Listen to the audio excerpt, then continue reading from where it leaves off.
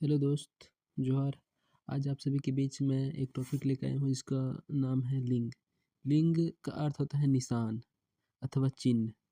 व्याकरण के अनुसार नर अथवा मादा का बोध कराने वाले शब्दों या चिन्ह अथवा निशान को लिंग कहते हैं। प्रत्येक शब्द में अपनी अपनी लिंग व्यवस्था है। खोरठा भाषा की भी अपनी तरह का लिंग व्यवस्था है। लिंग विधान कि हिंदी, उर्दू जैसी भाषाओं में उलझी हुई व्यवस्था है। इस उलझी व्यवस्था के कारण लिंग के निर्णय कर पाना मुश्किल हो जाता है। हिंदी, उर्दू भाषा में भी सभी प्राणीवाची जिसमें प्राण हो और उपप्राणीवाची जिसमें प्राण ना हो शब्दों की कल्पना के आधार पर पुल्लिंग अथवा स्त्रीलिंग में बांट दिया गया है। प्राणीवाची शब्द गाय, बैल, आदमी। अप्राणीवाची शब्द कलम, किताब, हवा, लाठी आदि।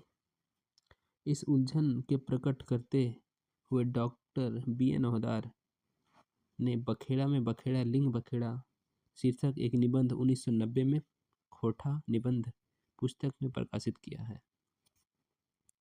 इस निबंध के लेखक खोटा भाषा के लिंग व्यवस्था को हिंदी जैसी राष्ट्रीय भाषा की से बेहतर बताया है।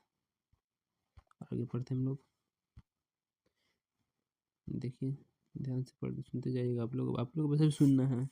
आगे आपको पीडीएफ चाहिए तो मेरे कमेंट में कीजिएगा, हम पीडीएफ आपको दे देंगे। खोटा भाषा के लिए लिंग का विधान काल्पनिक ना होकर वास्तविक होता है। यहाँ पे देखिए एक इम्पोर्टेंट पॉइंट है। खोटा भाषा के लिए लिंग का विधान, विधान मतलब व्यवस्था, काल्पनिक ना होकर के वास्तविक होता है। खोटा भाषा में वस्तु के आधार पर लिंग निर्णय का विधान है। हिंदी, उर्दू शब्द आधारित लिंग निर्धारण होता है। हिंदू, उर्दू में शब्द आधारित लिंग का विधान होता है। आगे बढ़ते हैं हम लोग, ध्यान दीजिएगा।